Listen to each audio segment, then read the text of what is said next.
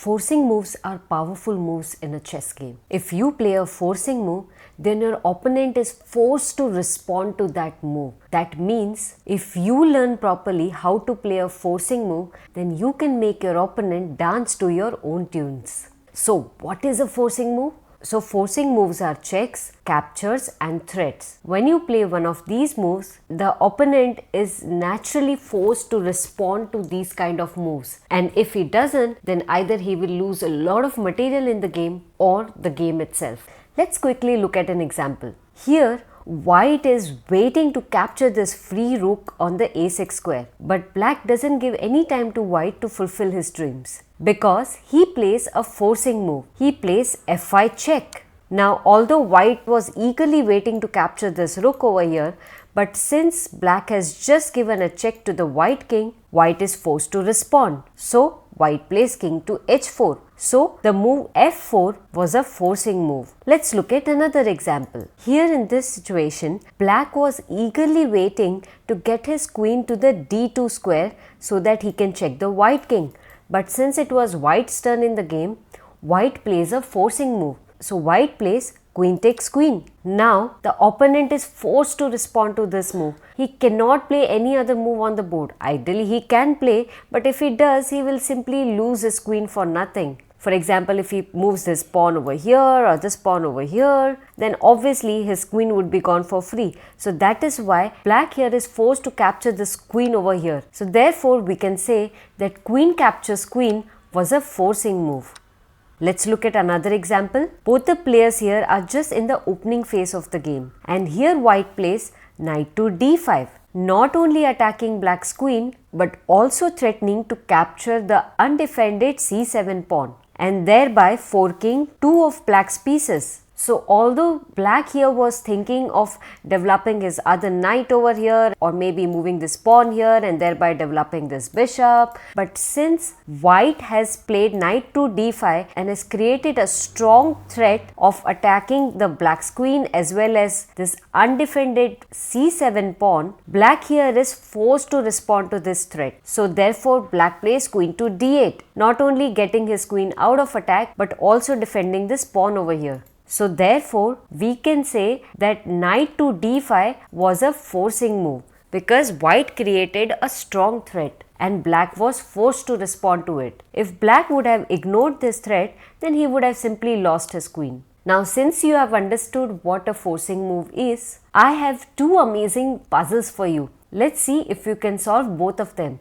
But before that, do like this video and subscribe to my channel for learning more such amazing chess concepts. And now it's puzzle time. So here is the first puzzle. Black here is up in material by 2 points. But it is white's turn in the game. And as you can see that white's pieces are super active and are putting a lot of pressure on black's king.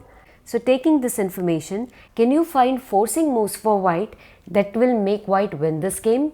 I'll give you 5 seconds to think, but if you need more time, feel free to pause the video.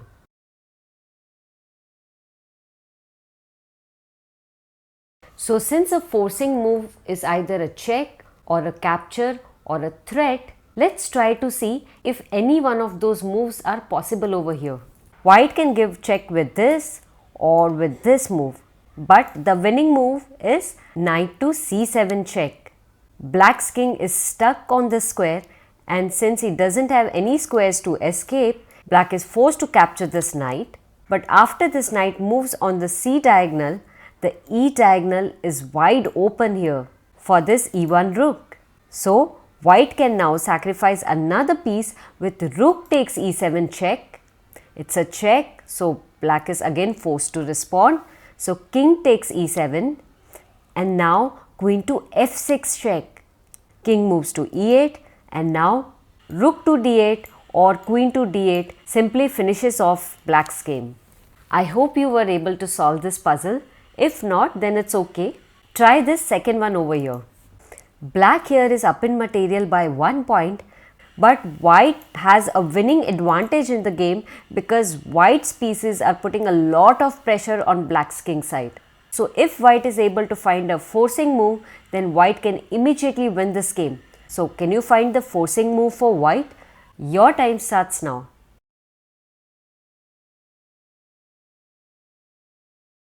So let's see if any kind of check to the black king is working in our favor. So if queen captures pawn, then king captures queen, and now there is nothing that white can do over here. So that move is not working. If queen captures rook, then queen captures queen and white has just simply lost the game. If queen comes to the g7 square to check the black king, then this is also not working because white has nothing else to do over here.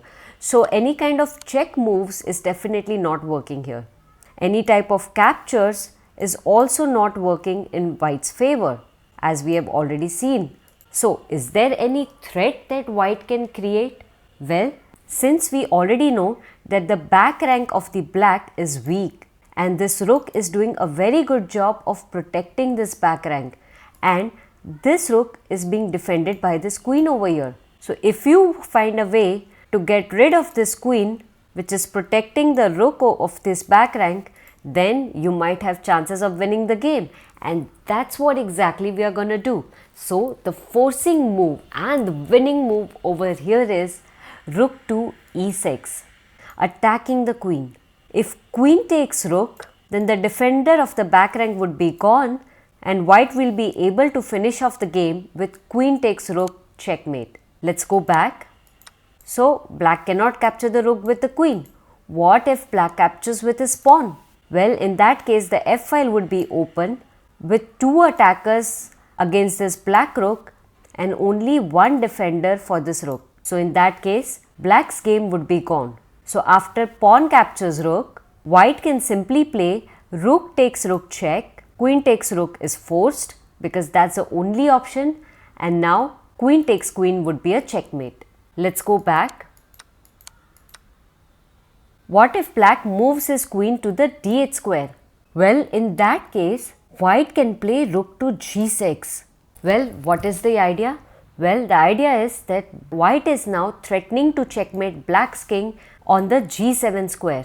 This pawn is pinned to the black king, so he cannot capture the rook. And if black makes a mistake of capturing this rook with the f pawn, then we have already seen how white can finish off the game.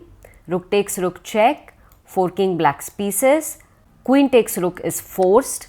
I am calling this as a forced move because that was the only option left for black to play. That is why queen takes rook is a forced move, and now queen takes queen would be a checkmate.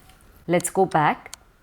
So therefore, here in this situation, black would try to prevent this threat of checkmate with the move rook to g8, trying to guard this g7 square. But in that case, white can simply crush into black's position with rook takes f7. White is now threatening to checkmate on the h7 square. And now how can black prevent this checkmate? He can only try to delay this with the move rook d1 check, king moves to h2, and now queen b8 check. You block the check with g3, and now rook d2 check, king moves to h3, queen c8 check. You block with g4, and now rook d3 check, king to g2, rook d2 check, king f1, rook d1 check, king e2. You are now attacking black's rook. Rook d2 check, king takes rook, queen d8 check, king moves to e1, queen d1 check, king takes d1, rook d8 check, king c2, rook d2 check, queen takes rook, and now pawn takes rook and queen d8 would be a checkmate.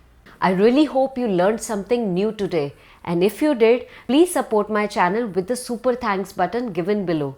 And now it's time for the question of the day. So here is an interesting situation on the board. The material is equal, but it is white's turn in the game. And if white is able to find a series of forcing moves, then white can win this game. So what should white play? Let me know your answers in the comments box, and I'll see you in the next video.